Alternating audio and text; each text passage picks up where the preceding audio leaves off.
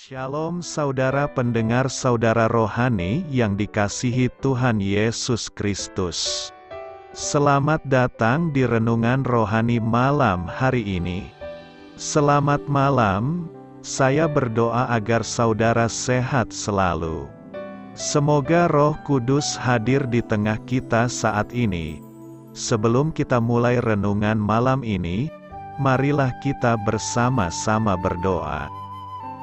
Bapa kami yang di surga, Bapa di dalam nama Tuhan Yesus Kristus, kami sungguh mengucap syukur, ya Tuhan, oleh karena Engkau sangat baik buat kami. Engkau ada bersama kami dan menopang hidup kami di siang hari dan di malam hari. Engkau ada bersama-sama dan menyertai kami. Tuhan, kami memuji dan bersyukur kepadamu pada malam hari ini, kami masih bisa berkumpul di rumah kami yang kecil ini. Tuhan, saat ini kami hendak mendengarkan firman-Mu. Berilah pengetahuan dan bimbinglah hamba-Mu ini agar apa yang Engkau firmankan dapat bekerja sesuai kehendak-Mu. Buat kami jemaat-Mu, bukalah hati dan pikiran kami untuk mendengar dan menerima firman-Mu. Kiranya firman-Mu ini dapat menjadi berkat bagi kami. Berbicaralah Tuhan, kami sudah siap menerima firman-Mu. Di dalam nama Tuhan Yesus Kristus kami berdoa dan mengucap syukur. Amin. Sahabat saudara rohani, pembacaan ayat emas Alkitab renungan kita malam hari ini. Nats pilihan kita adalah, mereka semua telah menyeleweng, semuanya telah bejat. Tertulis dalam kitab Mazmur 14 ayat 3, kata kunci renungan pada malam ini adalah, janganlah kamu bebal. Dan bacaan kita pada malam ini terambil dari kitab Mazmur 14 ayat 1 sampai dengan ayat 7. Untuk pemimpin biduan, dari Daud, orang bebal berkata dalam hatinya, tidak ada Allah.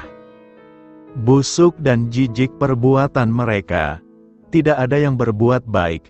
Tuhan memandang ke bawah dari sorga kepada anak-anak manusia untuk melihat, apakah ada yang berakal budi dan yang mencari Allah?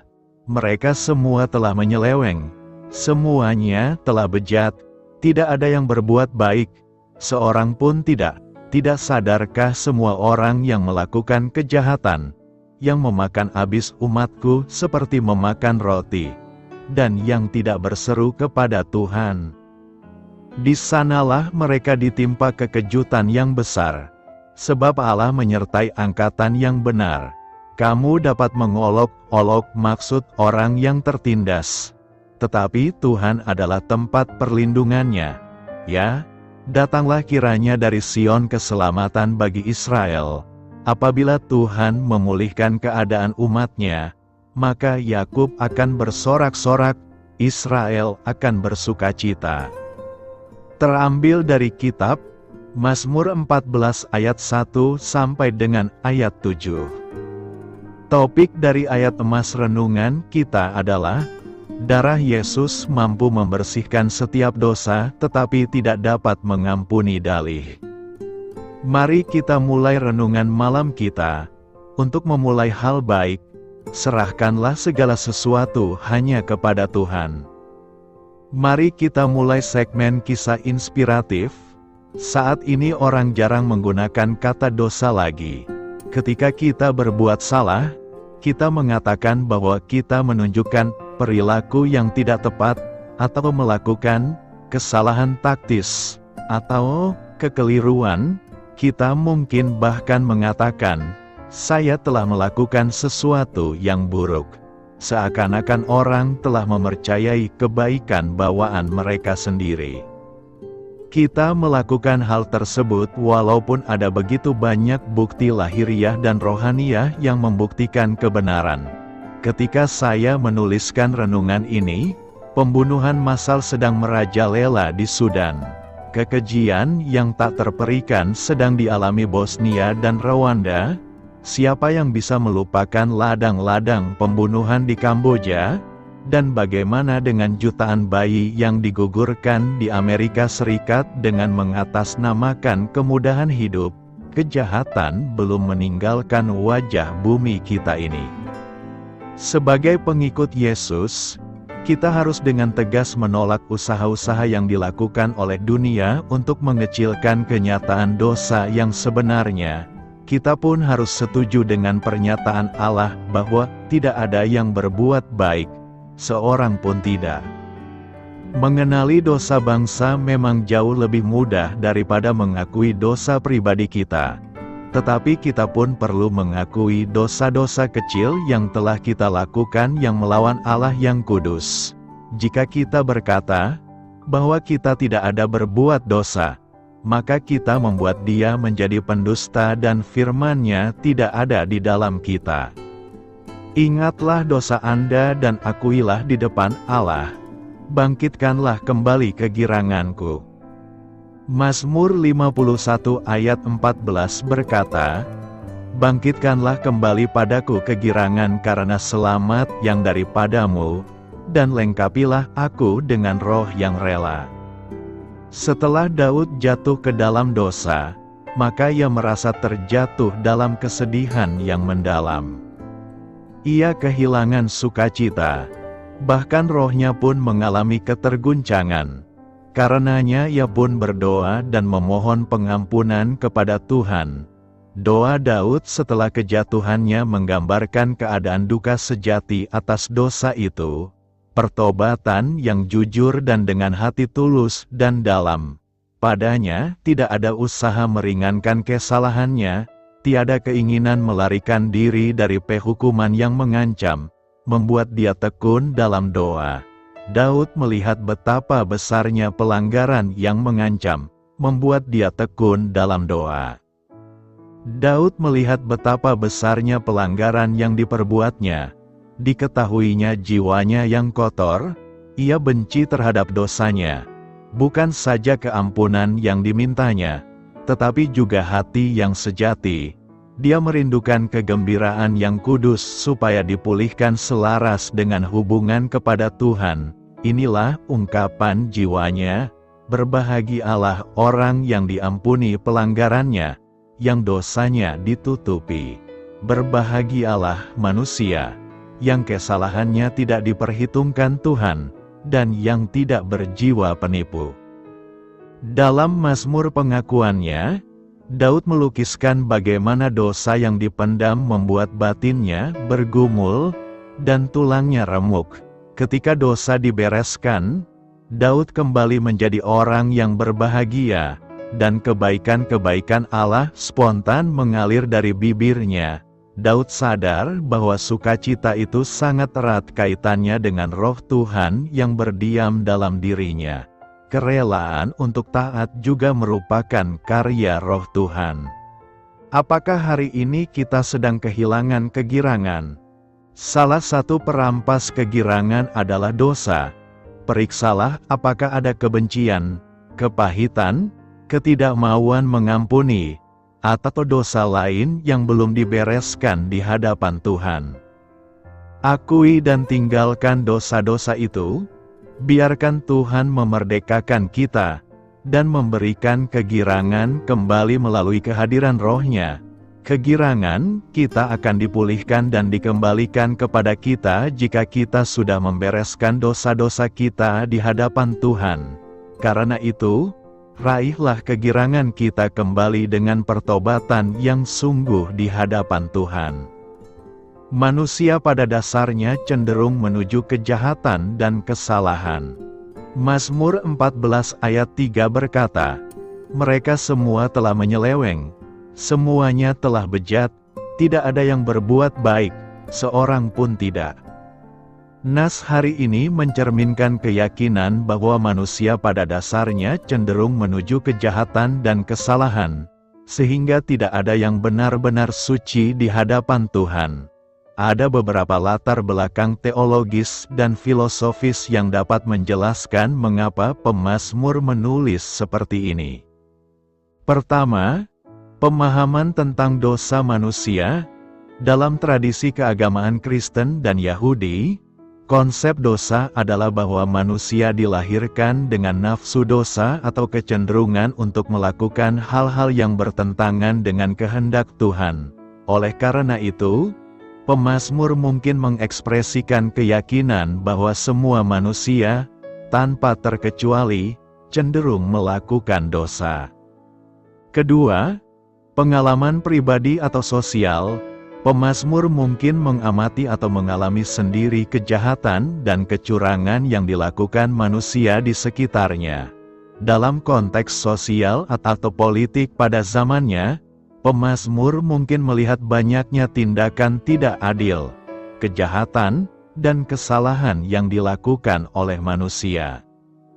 Ketiga, pengakuan akan kebutuhan akan kasih karunia Tuhan.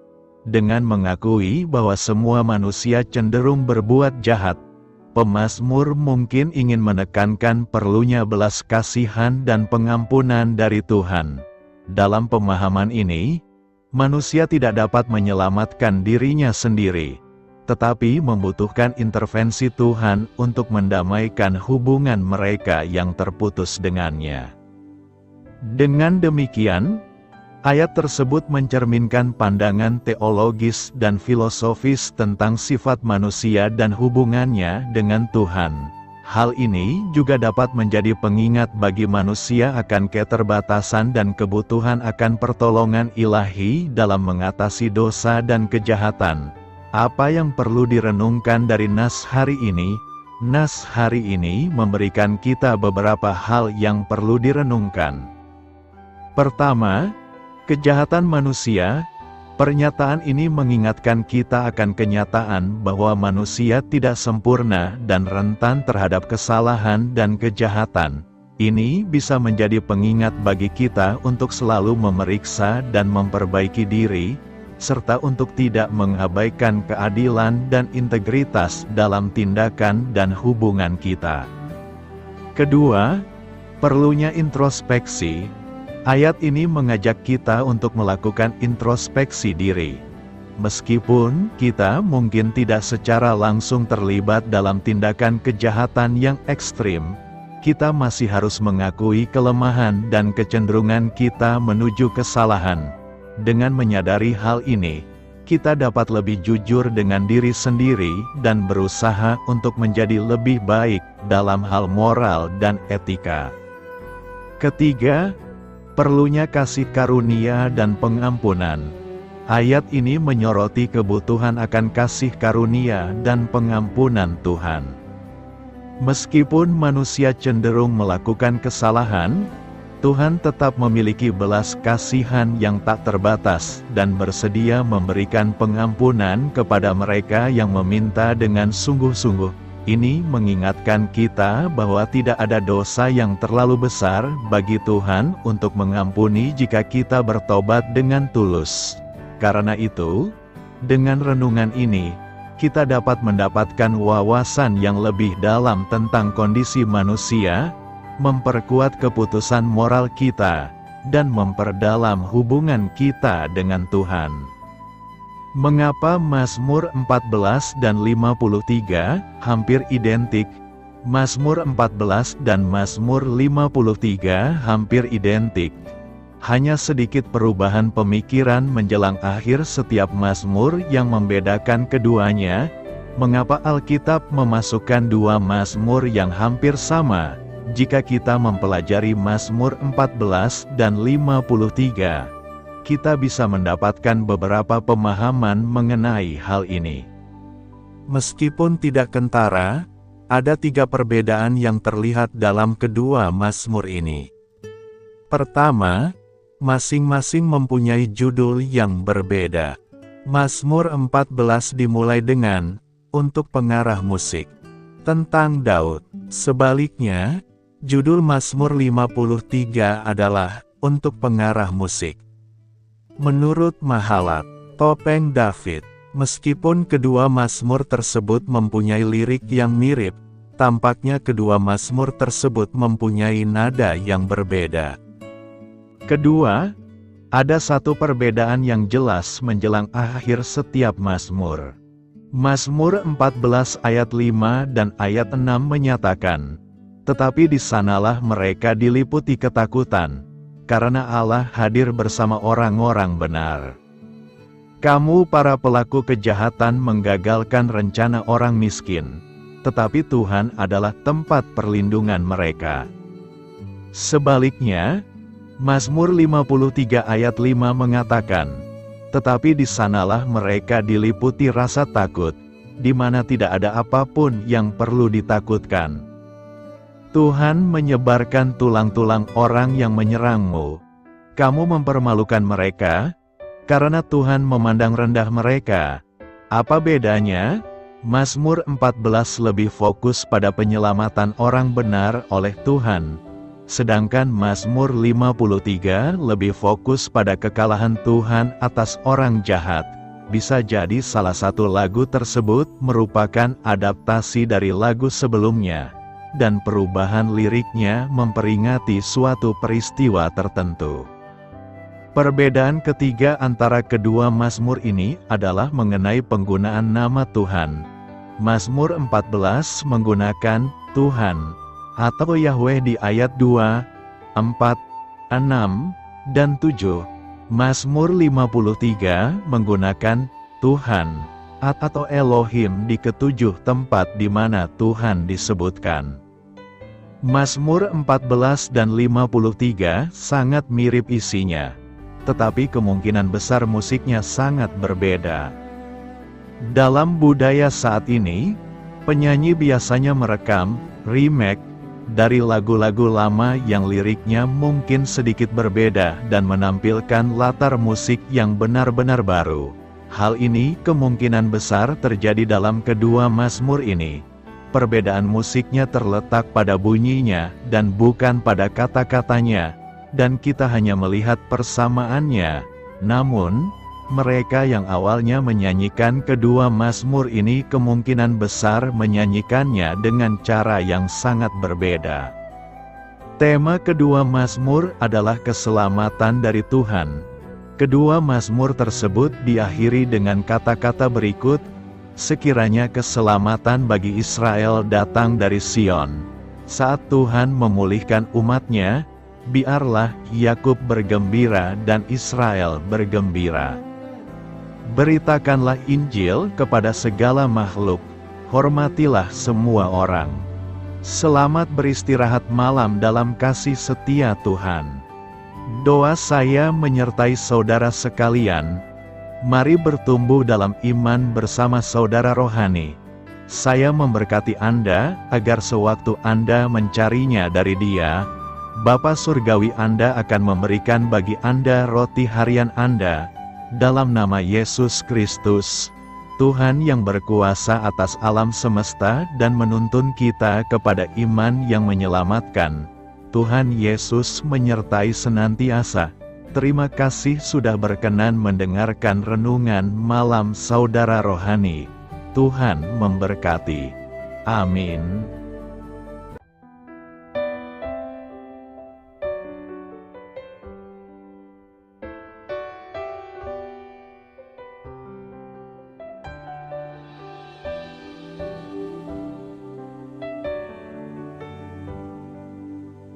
Marilah kita renungkan, sahabat saudara rohani, demikianlah renungan firman Tuhan malam hari ini.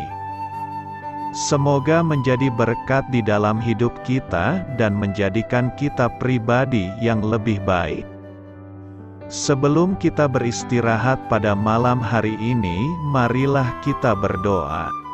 Bapa kami yang di surga, Bapa di dalam nama Tuhan Yesus Kristus, kami sungguh mengucap syukur, ya Tuhan, oleh karena Engkau sangat baik buat kami. Engkau ada bersama kami dan menopang hidup kami di siang hari dan di malam hari. Engkau ada bersama-sama dan menyertai kami. ya Tuhan Yesus. Kami mengucap syukur untuk firman-Mu, ya Tuhan, yang memberikan kami kekuatan dan menyadarkan kami bahwa kami tidak perlu takut dengan gelap dan malam. Sebab Tuhan, Engkau ada bersama kami. Engkau melindungi kami dan menjadi perisai bagi kami hamba-Mu berdoa saat ini. Tuhan, untuk setiap pendengar renungan ini yang mengalami ketakutan, kecemasan, kegelisahan, pada situasi gelap dan malam hari di dalam nama Tuhan Yesus Kristus. Kuasa Tuhan melepaskan mereka dari segala ikatan roh-roh ketakutan yang mengikat mereka saat ini. Tuhan melepaskan setiap anak-anak-Mu dari segala rasa takut dan kecemasan. Di dalam nama Tuhan Yesus segala kuasa-kuasa roh jahat, kuasa setan iblis yang mengganggu anak-anak-Mu, ya Tuhan, tolong hancurkan dan halaukan dengan kuasa-Mu. Dalam nama Tuhan Yesus Kristus, berkati setiap kami anak-anak-Mu, ya Tuhan, dan lindungilah kami. Kami aman di dalam Engkau. Ya Tuhan, penuhilah setiap hati kami dengan keberanian, damai sejahtera, dan sukacita serta ketenangan yang dari Tuhan. Berkati kami di malam hari ini, saat kami tidur dan beristirahat. Kuasa-Mu, ya Tuhan, menaungi setiap kami, memberkati dan melindungi kami. Bangunkanlah kami kembali besok pagi dengan kekuatan yang baru.